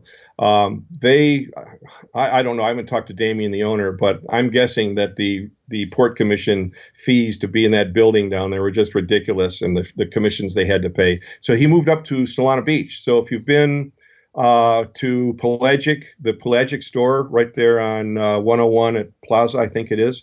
So I think J&J shares the space with Pelagic, and they sell most of the swim trunks you've been seeing me wear were either Pelagics or Rice or something. Except for the plaid stuff. It's good. Yeah, except for the plaid. And so Merrick is a guy named Josh. God, what's Josh's last name? Anybody? Oh, Bueller? Anybody? oh, that's a good one. Josh Fleming. Yeah, Fleming. That's right, Fleming. Anyway, so anyway, they're up in Oceanside now. So one of the core values of my life is having been in the self-employed since '85 and owning a restaurant with the family and all this, is I try not to go to the Applebee's of the world or the Dick's Sporting Goods of the world or whatever. I try to, throw my business to the little guy. Josh is a nice guy. He's got a nice store. He lets me bring Duke in, so that's extra cool. And he sells stuff, So when he rigged up, put a reel on my Rife gun that I bought. That was my Christmas gift. And then my other gift was I bought some carbon fiber fins, and he hooked me up with a really good deal on them. So was it Maddie that I was going to give some fins to? I got a spear gun for him. I got a spear gun for him, but I don't have small fins. He said, and I don't mean that insultingly, but I was size 13s. Maddie can go pick up a pair of fins at Merrick. Yeah. Tell him Dan and Roman sent you. He'll probably do you right. He'll charge you. He'll charge you double. Yeah. Now I've got. Hey Maddie, is he on? Yeah, he's out. He's on. Okay. So, Maddie, I've got a pair of big fins. They're not what I'd say are freediving fins. They're just giant scuba fins with straps. Those might work for you. So when I give you that spear gun, maybe we'll try it out and see what happens. Cool. Awesome. And by the way, that's super nice of you, Captain Dan. Thank you so much for taking care of Maddie like that. Can I give you guys that don't do Discord? You want a secret? You want a little sneak preview? Yeah. Okay, let me move this used cake out of the way. George, you want some cake? I'm good. It's used. It's only been used once. Is Wayne still on? I believe so. Okay, I may have to crank up the lights a little bit for this. This thing weighs a ton. Let me go back to. You want to switch? Take the background out. Yeah. There you go. Okay. I'm feeling the gentleman's jack, by the way. So disclaimer. Good for you. Disclaimer. All right. Oh wow. Oh yeah, we didn't talk about the new drinking game, and it wasn't nice. Oh yeah, that's okay. We just keep it going. Do that. Okay, so Wayne and everybody, this is being donated to CCA. Wow. For a fundraiser, and this is called a Penn number 49 deep sea reel. That looks mint. It weighs a ton. It looks like it's in really good condition though. It's in very good condition. Look at the handle on this thing. And it works. Look at that. It works. But here's the best part. Back in the old days, you know what this thing is?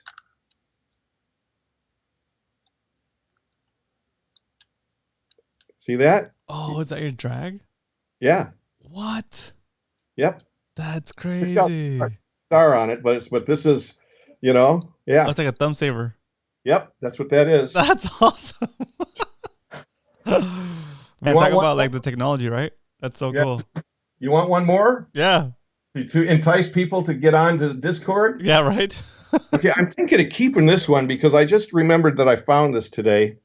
I need glasses because it's hard to see. I don't have the light on because I don't want to blow out our light. This is a Pen Peerless number 9. What year was the other one? Sorry, real quick. Just because... I have no idea. Okay, no worries. Anybody want to pipe in on that? Someone on a Google real fast.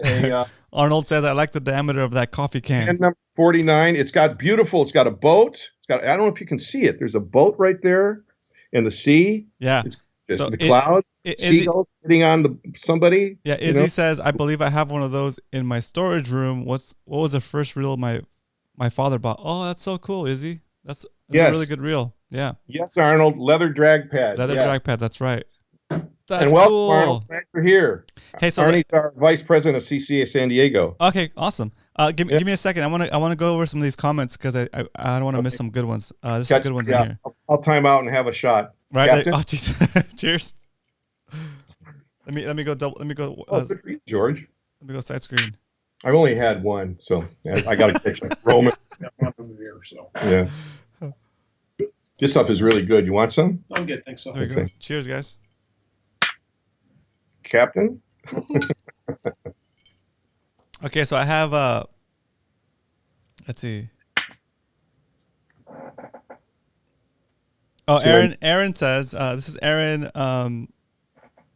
ERIN says, I love you, Captain Dan. This episode is giving me life today. Oh, there you go. That's really nice. Thanks. You know what? I'm 69 years old. I've been almost dead 7 times. I should be dead. I'm not. Every day is a bonus for me, and you just got to go for it. That's such a good outlook on life, though. Yeah, it really is. To consider every day a bonus. That's really good, yeah. It is. Ever since February 2nd, 1987. It's been a bonus. That was an airplane crash, right? Yeah. It's amazing. Brian says, you're the man, Captain Dan. When this quarantine is up, I'd be honored to invite you on the big kayak, my boat, on an MMFC outing. So basically, Brian comes out with us and he fishes on his boat, and we call him the kayak boat. I'm in. Awesome. I'm in. That'd be so fun. Super cool. I broke my back in that plane crash. Sitting on kayaks is not friendly to me. Yeah. Sitting is the hardest thing I do. Yeah, that makes sense. Probably why I've had a stand-up job my whole life and why I have 2 new knees. Arnold says, hey, Dano, watching from work. Awesome. Okay. Good man. And Oscar had to take off. Thanks for jumping on, Oscar. Oz. Okay, Brian says, later, Oscar. Okay, Bullbuster Braid says, old school senator. Is that what that reel's called? Old school senator? This thing? Yeah. No, this is called a deep sea reel, pen number 49. That's now, awesome. Arnie wants to know if it's the size of a coffee can, so stand by, Arnie. There you go. Let's find out. He said, go grab a coffee can. That's hilarious. Izzy says, cool. I got Izzy's. Yeah, leather drag pad. That's crazy. That's me. Thanks for the kudos, Dan. Cool. Coffee can. Coffee can. Here we go. Oh, Dunkin' Donuts. Great. Oh, Yeah. it is. Oh, my gosh. Exact size of a coffee can. Wow. It weighs. How much do you think that weighs? George is going to be the official judge. 4 pounds?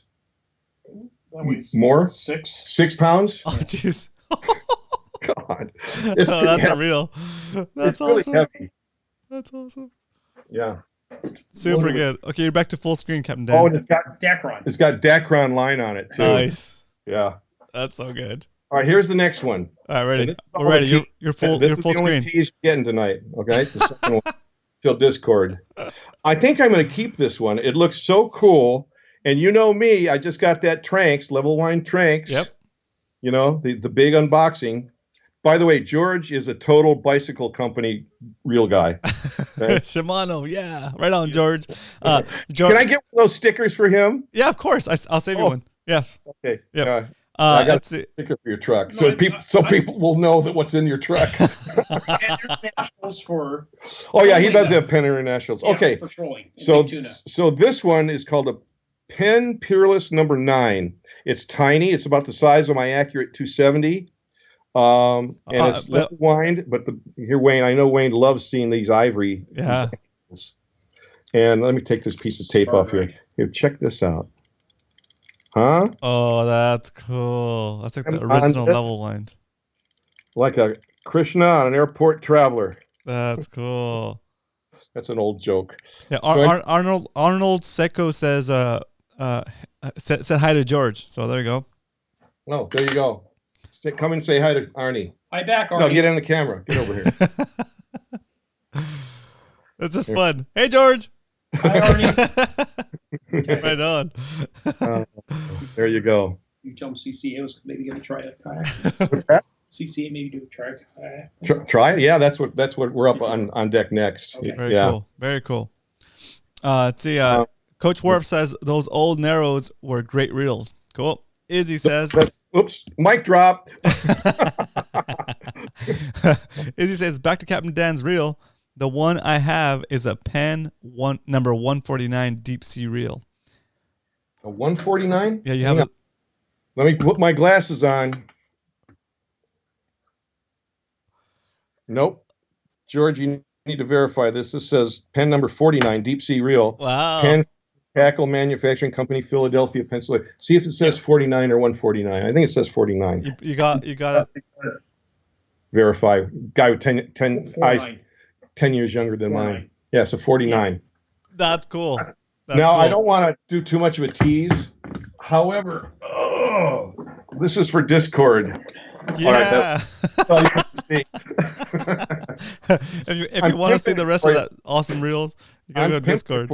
We got to get these people on there with us. We have more fun than this. All right, give me a sec, Captain Dan. We got to go to full screen for a second and acknowledge Aaron. Aaron hooked us up with $4.99 for Super Chat. Thank you, Aaron. Thank you so much for taking the time for supporting the channel. Super cool. You're gonna get the little thing on there? Very nice of you. I don't know if it didn't pop up for some reason. No, it's weird. Well, we'll wait. Well, let's see if it pops. I was waiting for it to pop up, but it didn't pop up. So I tweaked the pop-up screen, guys. I was hoping to get a little different icon than the guy rocking out with the guitar, but it didn't happen. So it's okay. So I want to acknowledge Aaron. Thank you so much, Aaron, for supporting the channel. It's it helps. Every little bit helps because, for example, I pay about $50 a month to have access to the editing software that I use to make. Basically the Adobe Suite costs about $50 a month. I pay. It lets me use Premiere for editing videos. It lets me use Photoshop for editing images. It lets me use Illustrator for editing the actual art that I make for the channel and stuff. So thank you. It helps a lot. So every little bit helps. Thanks so much, Aaron. Cool. Let's jump back in. Just an FYI, little talking baseball. There we go. It's almost a 3-minute delay from this computer to my laptop or my iPad. Yeah. So I guess you kind of just saw me hold up the little fishing reel just now. And I've got pro high-speed internet here, so I don't know, whatever. That's crazy. Yeah. I'm just a old Phoebe. Don't ask me. Yeah, but normally everybody that's watching it is delayed that much. So you should have you're only seeing the delay because you're watching it through Skype. I'm going to make a total gratuitous request. Go for it. For Wayne and me. Next Friday when we have the trivia contest, everyone has to give Wayne and me 15 seconds advance. Arnie, you're in on this too. You got to give the three of us. You got to sit on your hands for 15 seconds. When I couldn't tell you that I was 69 and someone beat me to it, I knew that was bad the other night. So y'all have to sit on your hands. Give Wayne, poor old Wayne and Arnie and me a chance, damn it. Yeah, Jet's quick on that answer. Yeah. That's awesome. Jet says the quality of this episode is next level. Thanks, Jet. That's really nice of you to say. That's super nice. Captain Dan is I would consider him a longtime friend at this point. I mean, he was supporting me when I was making the Spear episodes back in like episode 10. and I'm like at 84 episode, like 84 at this point. So he's always been a positive, what I would say, a positive role model in like content creation and just giving me encouragement. So always appreciate that from you, Captain Dan. Thank you so much. You got it, man. You're the best. Awesome. So let's keep it going. Do you have any? Yep. Did we go through all the pictures yet? Oh, I've just got one of these stupid ones. Well, actually, isn't a stupid one. God, let's see if I can find. Oh yeah, here's one. How many of you guys have ever taken your mother fishing? Oh, my mom is willing to do it. I need to take her. Okay, this thing didn't crop the way I wanted it to. That's okay.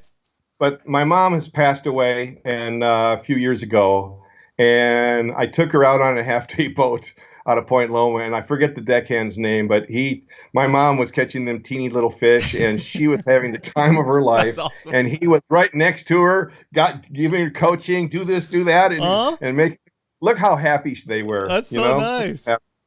Yeah. And when she was younger, when I was running the Spirit, this is what if you guys saw the episode of Charlie's Angels, when Charlie gets kidnapped and winds up on the Spirit. Yeah, I know. Go ahead. This is what the inside of the Spirit looks like. Looked like back then. There's my mom. I had her out on the boat. My dad. Yeah, she's in her probably 50s there. By the way, all you guys like us that have cool simrads, and all this stuff and radars and crap. We had a 48-mile radar on this boat, and I'm going to try to see if I can do this. Oh, that's so awesome. That is a Furuno fathometer, and it would draw pictures, and then the paper would come out the side. Can you explain a little bit more how that works? Just so. Yeah, it was like an LCD screen. Yep. And literally, like when we were over in Hawaii, when I would go over off Maui, there was a submarine. I think it was oh God, I forget the name of it. But anyway, I could go over, just drive very slow over it, and make a beautiful picture of a submarine. Down on the bottom. Wow, that's awesome. So I used to do that for the passengers to give them away as souvenirs. So I'd make about 5 or 6 passes on it, and they'd get the chart from the Furuno. Oh, that's cool. And that piece of equipment was probably $25,000. Wow.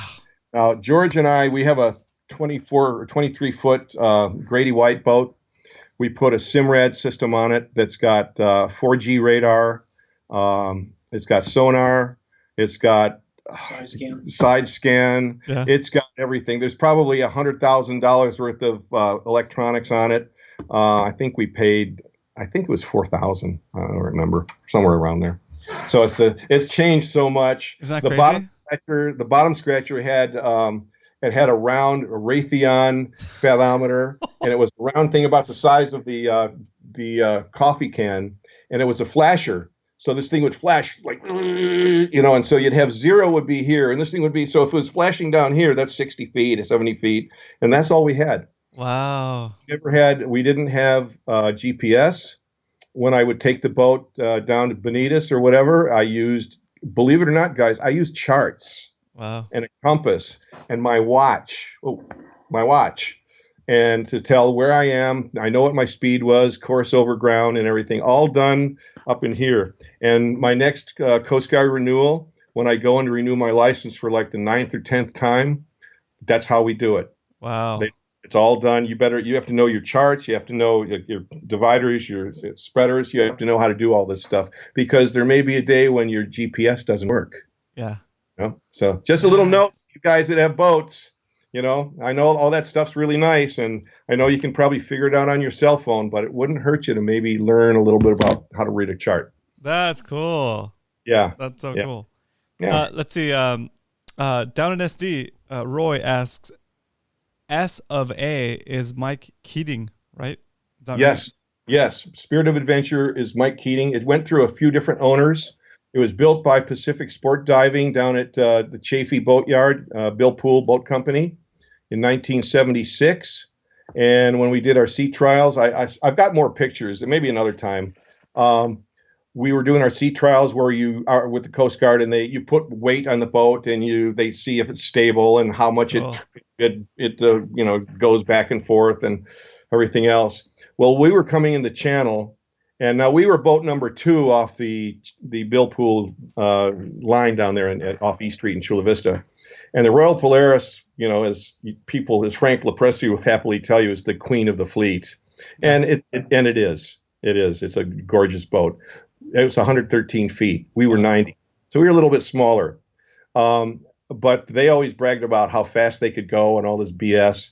So we got into the channel one day, and here we're coming up on the Royal Polaris, and then the captain's name back then was a guy named Steve Loomis, and he wasn't going to let this new little boat go, a little 90-footer get past him, and you could see the black smoke chugging. I've got pictures of this, and we smoked him.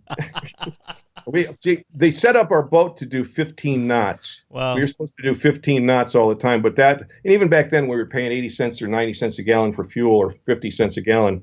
The boat held 10,000 gallons of fuel. Jeez. And 3,000 of water. Wow. So yeah, it was always good fun to do that. They've several boats. If you see the Royal Star, the Polaris Supreme, the American Angler, oh God, they all look the same, because they're all pretty much the same boat. There's there's even a yacht version called the ELAD, which is Daily Construction owns it. It's ELAD is Daily spelled backwards. And over at Harbor Island, if you're driving along the airport, you look over there, you see something that looks like the Royal Polaris, with a sunshade over the windows in front. It's called the ELAD, and it's gorgeous, beautiful. I think it's 78 feet, and it's got a spiral staircase down to the engine room. It's cool. Yeah. That's cool. Yeah. Then we had some 65-footers, the Bold Contender and the Apollo. And the Bold Contender was a cool little 65-footer. It's a whole different class of Coast Guard requirements and SOLAS, safety of life at sea, and all this stuff. And it had 3 little 892 hot rod GMC. We call them Chevy diesels, but they're GMC diesels. And it was a hot rod. We had 1271s. And I spent the majority in Kona. I spent probably an hour or two every day down there tightening up the superchargers and doing stuff down in the engine room. Wow. It was good for sauna, yeah.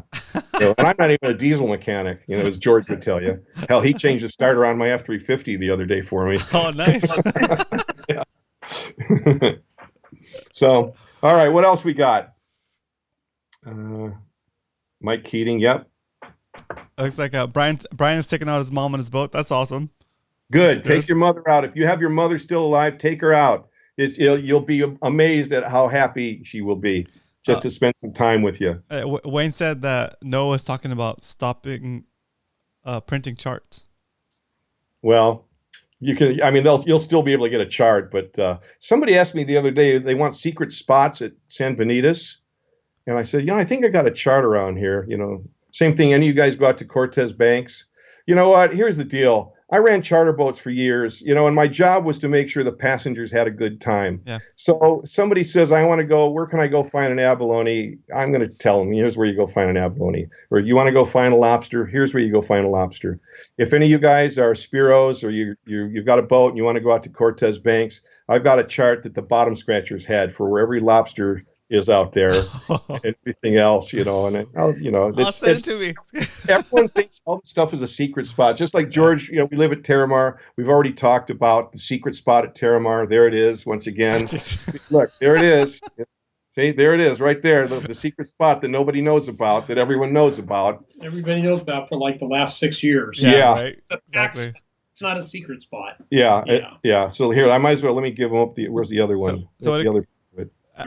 I have a question from Coach Worf. He's asking, best offshore bite you've ever been on. Best offshore bite? Mm-hmm. Probably at Benitez. We got into a yellowtail bite that was just stupid fun.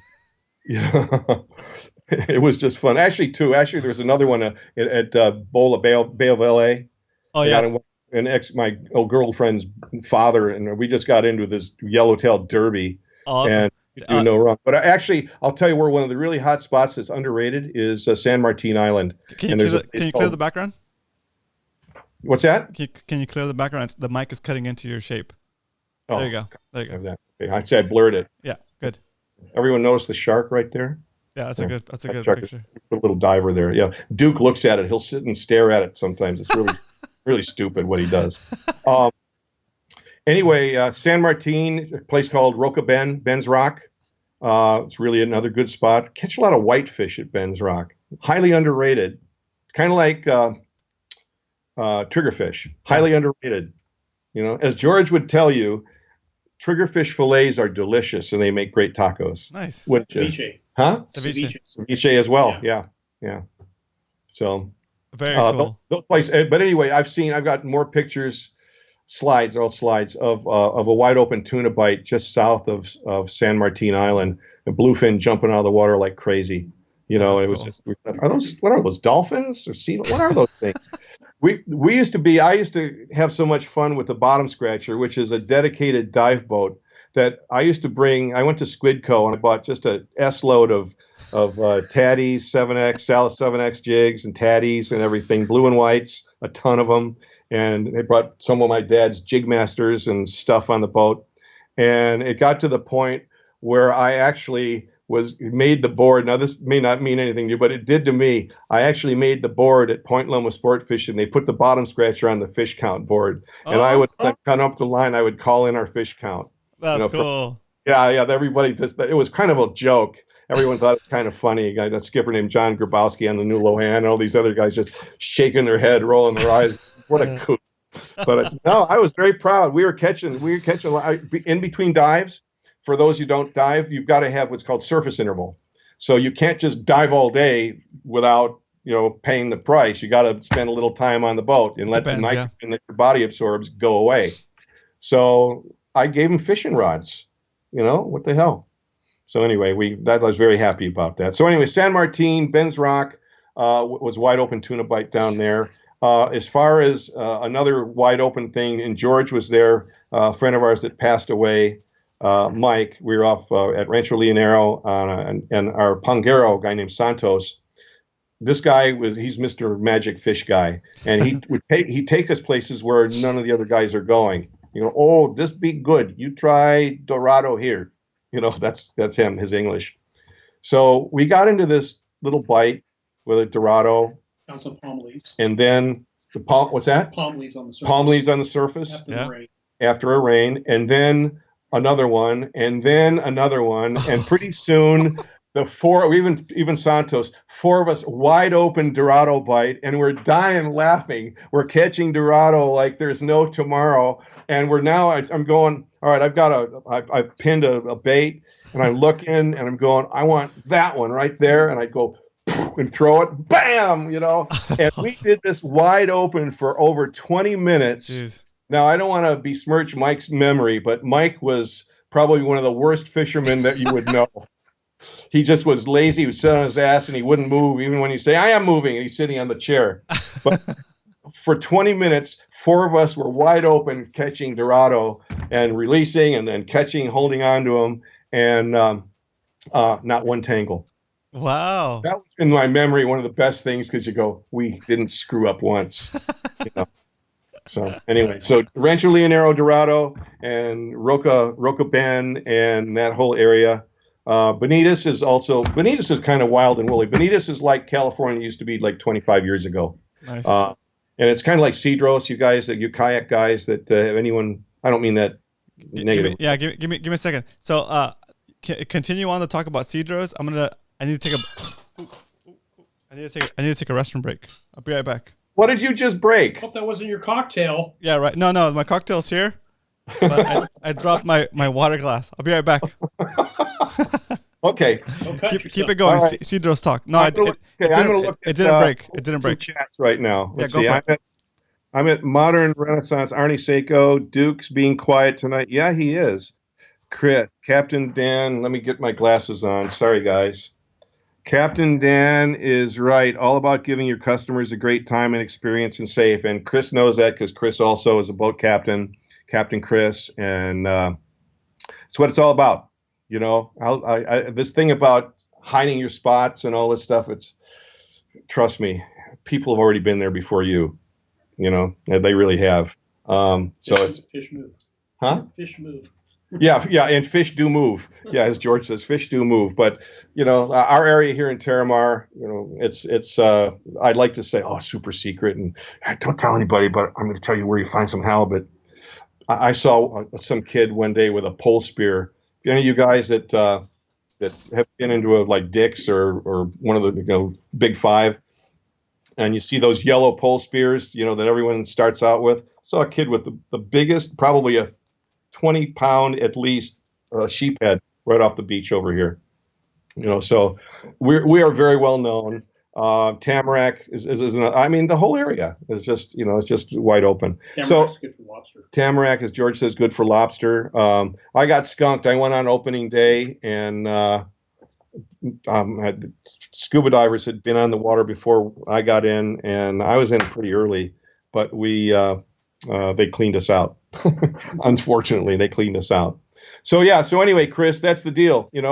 And the other thing, just so you guys know, and as the boat captain, you're ultimately responsible for everything. And I would tell my crew, it's service, not servitude. And if we had a passenger on board that was, frankly, a jerk, I would tell the crew, you are okay if you call them an a-hole or something else, or have to discipline them, do it with a smile and come and tell me, and I will take care of it. So, there you go. Tell them about your gun. What's that? Oh, yeah. I had running the bottom scratcher. I had you don't remember the good people, but you sure in hell remember the a-holes. And I had a charter from Arizona, and this Jewish couple, Bob and Bobby Schwartz, and their job was we only had 2 heads and showers on the boat. Bobby would get in there for 45 minutes to an hour. Her husband we were out at San Clemente Island, Seal Cove on the weather side, and he had taken short abalone and lobster. And I called him on it, said, hey, you got to put those back. And he got really peed off at me, and he put some back, but then he took some more, and he didn't see that I saw what he did. He hid them in his dive bag.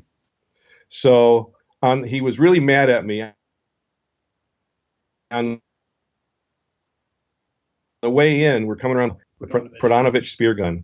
This was like a very expensive gun. It didn't even belong to me. It was one of the boat guns that Jack made for us. And what he didn't know is that before there were cell phones, there was this ship-to-shore radio. So I got on the ship-to-shore radio it was called KOA, the San Pedro Marine Operator. And I called the Department of Fish and Game.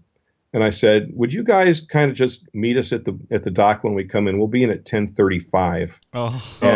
And there's going to be a guy. He's a bald guy with a crooked nose and dark glasses. And he's got game that he was told to put back, and he has hidden. So he may have thrown my spear gun in the water, but Fish and Game came on, and let's just say they nailed his ass. Oh. So that's one of the stories of people that do things that aren't good. But my job always was to make sure passengers had a good time, regardless of the weather. If the worse the weather was, the harder me and my crew worked to make sure people had a good time. Super good. So I'm back, guys. Sorry about that. I waited till you finish that sentence. That's perfect. Yeah. So just for the record, I didn't spill any alcohol. I spilled water. Had a water cup on the side that I bumped, but it's clean. Everything's good. It didn't land on any electronics. We're good. Yeah. Super cool. Wayne says there are no secret spots. Absolutely. There are no secret spots. If you think there's a secret spot, you're just kidding yourself. Yeah. Above the hook says gangster. And Chris says, yeah, good for you, Dan. Oh, you don't get mad. You get even. Yeah. So good. Yeah. All right.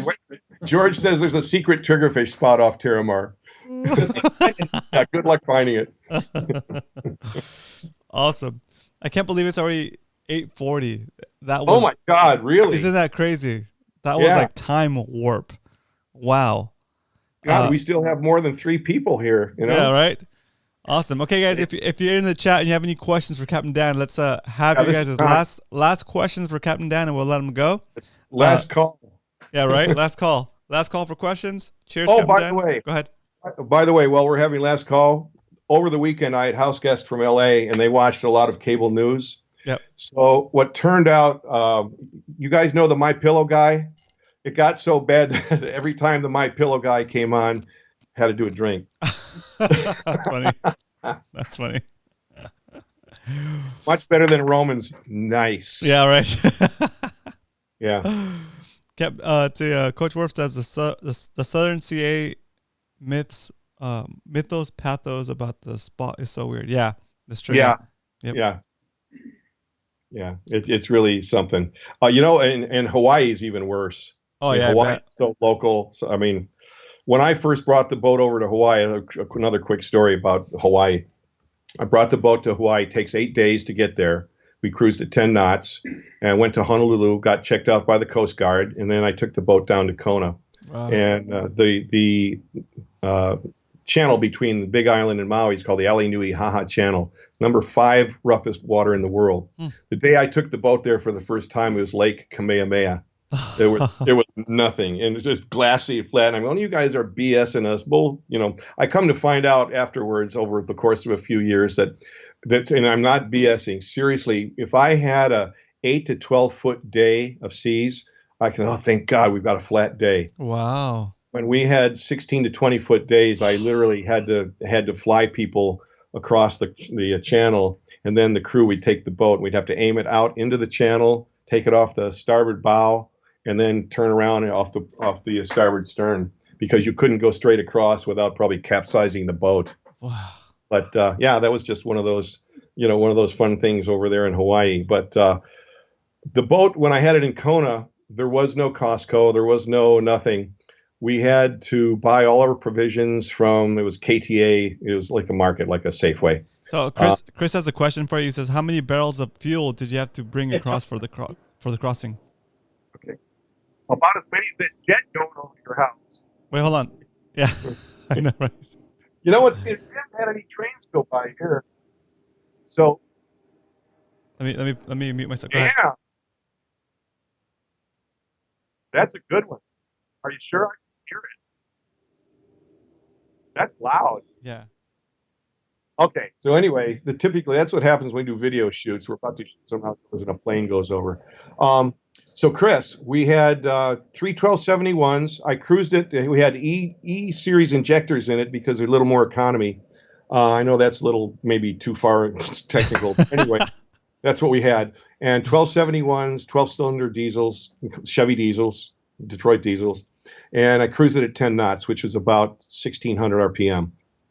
So I would get, that's for best economy. I carried 10,000 gallons of fuel on the boat. I also carried 1,000 extra gallons in 55-gallon drums down both sides of the boat. Jeez. So when we got about halfway out between San Diego and Hawaii, we refueled, fill the tanks. There's 3 tanks on the boats, and we would, depending on how I wanted the boat to trim, I could burn off one tank and return to another, or whatever, just to trim the boat out. Same with the water. We had 3 water tanks as well with 3,000 gallons of fresh water.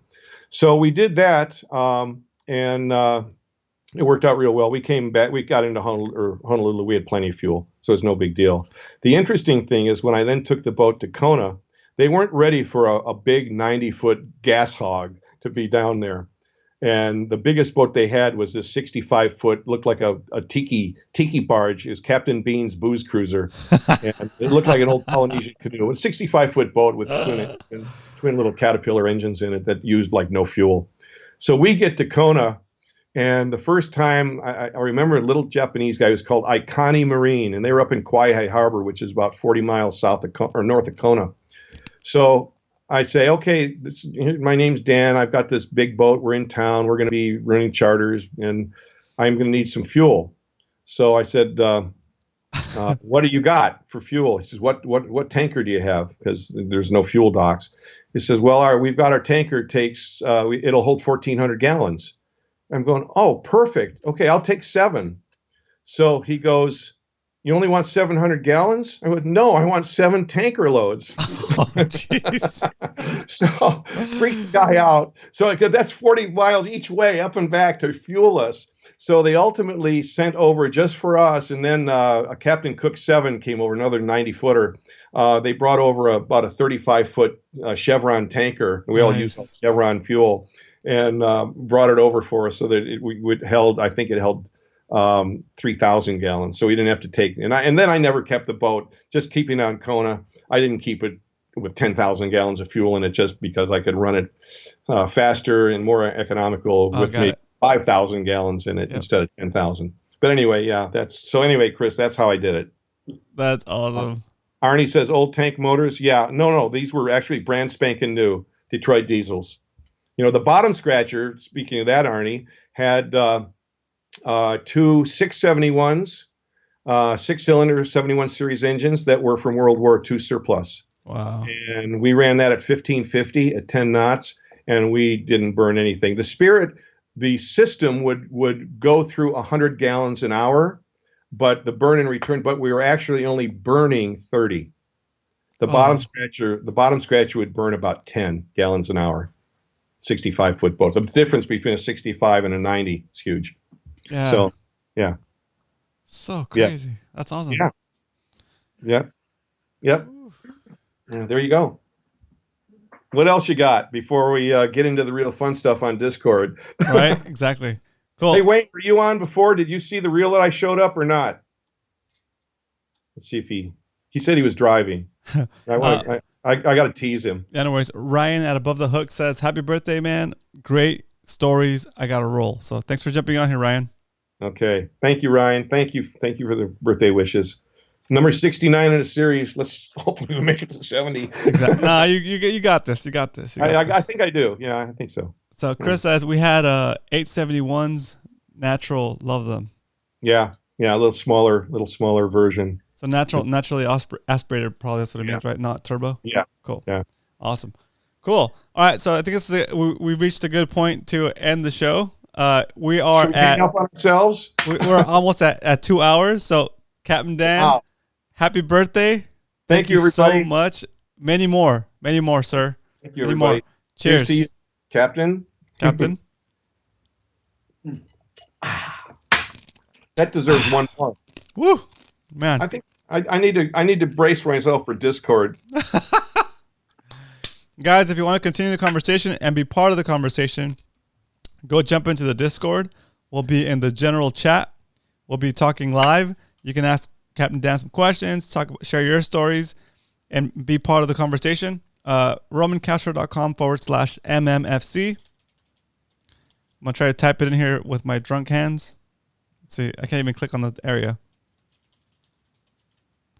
There's my pelagic shorts. Shorts. That, by the way, that's my lucky fishing shirt. Oh, is it? Yep. Nice. Yep. That thing goes everywhere. Awesome. I watched it too, just so you know. Awesome.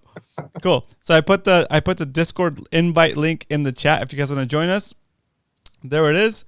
Aaron says, what an incredible episode. Thank you so much. Love the stories, Dan. Happy birthday. Awesome. Thanks, Aaron. That's so nice of you. Yeah, really. Thank you, guys. Thank you. So cool. All right, guys. There it is. As good of a happy birthday celebration as we can have during this quarantine. There you go, Captain Dan. Thank you so much. Happy birthday. Let's end this show and talk to the music. You got it. Coach Worf says, I'll be there. Let's see. Tyler says, Captain Dan and Roman, thank you. Let's see. Ryan says, was a very great show tonight. Awesome. Thanks, Ryan. Thanks for jumping on and watching. Salty Dangler says, cheers. Happy birthday. Cal, Cave Dog says, happy birthday, Captain Dan. Thanks, Roman. Great. Leonard says, thanks, Captain Dan. Thanks, Roman. Great show. Arnold says, the evil twin of the Corky's rat. Yes. One-handed angler Darren says, good time. Thanks, Roman. Thanks, Captain Dan. Great. Jet says, thanks, guys. Happy birthday, Captain Dan. Thank All you. right. Thank you so much. Super nice. Play the music. Let's get the hell out of here. Right? So go have some fun. There we go. We're split screened. You have to get centered, Captain Dan. You're off centered. There we go. Yeah, I know. I'm going. There you go. There you are. For the ass kicking shot again, just to people know that I am humble. Cool. All right, guys. So we're gonna let the music play out. Yeah, one more tribute for Jay. Yeah, Jay Rife. Yeah, shout out to Jay Rife. Diving in heaven. Yep. Awesome guy. Awesome legend of the sport. Legend of the spearfishing sport for sure. So, Godspeed, sir. Right on. Cool. All right, guys. So we'll be in the Discord chat. I'm gonna take like a 5-minute pee break and then jump back in the Discord. So Discord is gonna be romancastro.com/MMFC. We'll be in the general chat. Okay. And I'm going to go. I got to switch computers because this one doesn't have Discord, so I'll be on the crappy computer in the other room. No worries. All right, Captain Dan, if you want to hang up on us, it's all good. I'm hanging up. How do I do that? All right. Good Oh, night. there it is. I'm hanging up on you guys. Bye-bye. Jerks. Awesome. All right, guys. Thanks again for watching this episode. Happy birthday, Captain Dan. You're the best. Thank you so much. We'll see you guys on Discord. Good night.